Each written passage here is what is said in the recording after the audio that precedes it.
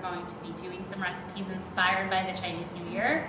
So a lot of Asian themed dishes, which are really, really delicious and use really good flavor profiles. So the first recipe we're gonna do today is a stir fry with using a lot of really delicious cruciferous vegetables, so very, very high in fiber, which I really love to use.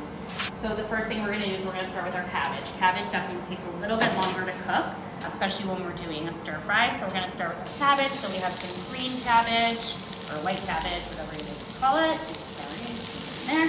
And then some purple cabbage. And then we're gonna do some peppers. So this generally takes a little bit longer than the other vegetables, which is why I like to start with them. You can cover your pan with the lid, what we like to call sweat the vegetables, so it helps break down those fibers a little bit easier and quicker.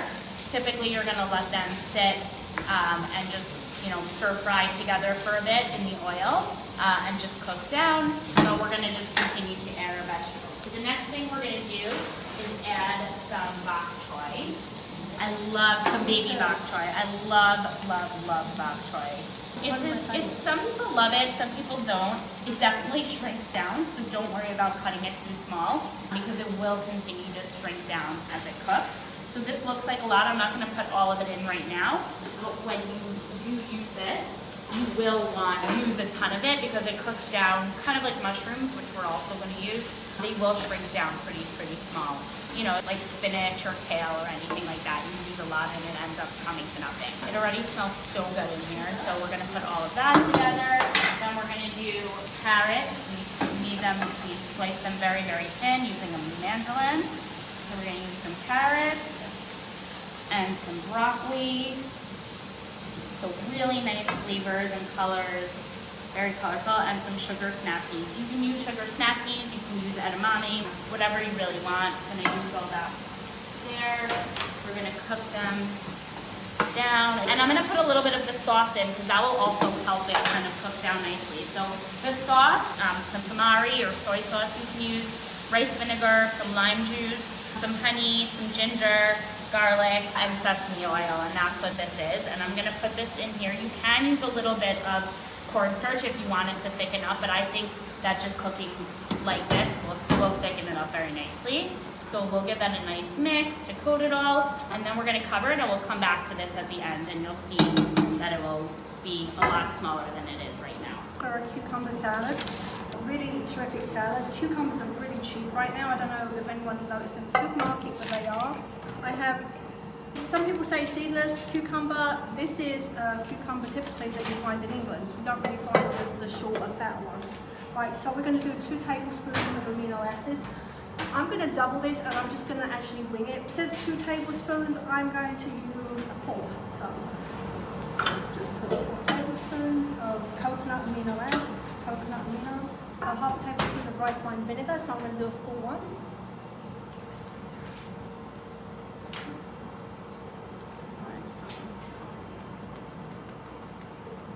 One right there, and then 1 tablespoon of pure maple syrup. Or should we do cut it a little bit? Yeah, we can cut it a little bit. Okay, so we do it 1 and a half. 1 and a half, okay. yeah. So we cut it. 1. And again, it's okay if you do want to have the full amount, but sometimes the syrup, it's there to, especially because there is some sriracha in there. But if we're going to keep the same amount of sriracha, then you don't really need to double the syrup either. And then we're going to use 1 tablespoon of sriracha. This is a little spicy, so I'm going to cut it a little bit. Maybe like half of it, just what it is. Yeah. And you can also use like chili flakes if you want, or like a chili sauce. And then we're going to do some sesame seeds. I'm just going to throw sesame oil. Sesame oil. So the sesame oil is 2 tablespoons, so we're doing a couple of tablespoons. 2. Just shake a few sesame seeds on it. I'm not going to measure them.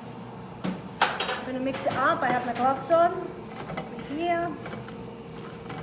And this actually really smells so good. And something with cucumber salad is that it's kind of like a cabbage salad. It really is better the next day. It really just takes in so many of these flavors, and the longer it sits in the refrigerator, actually the better it's going to taste. It really absorbs a lot of that flavor. So it will taste really good now, but tomorrow will be even better. So I love that because it means we can prepare ahead of time, which I like to do. Me too. So a really good recipe to make ahead of time. So there is your cucumber with your sesame. You can always add a few more sesame seeds on there if you'd like. All right. The next thing we're gonna do, and I'm gonna just talk about a dessert, and then we'll talk about the 2 other salads that we made. But before we do that, I just wanna show you how nicely this is cooking down. We also have some oyster mushrooms. Yeah, and we're gonna put those in. Mushrooms cook down pretty quickly. Again, also we wanna use more than we think because they cook down very small, just kinda like the bok choy and spinach. So we're gonna use that. Gonna give that a nice stir. That and we'll cover it up again, but if you see it's already cooked down so nicely. So now we're going to cover that up again, and we're going to just talk about the few other recipes, and then we'll go back to that at the end. We're going to do a little dessert. It's a power energy ball, and so the ingredients are pretty simple, so then I'll show you what the mixture looks like after.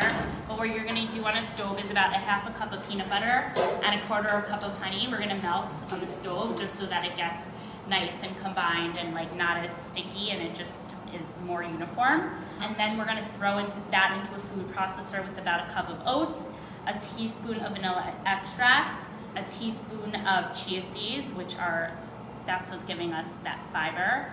And you can either use some raisins or chocolate chips. I use chocolate chips because that's what I prefer, but if you prefer raisins, that's fine too. You're going to put it all into a food processor, and this is what it's going to look like. So it's gonna kind of harden up, but not too hard because you want to be able to roll it up.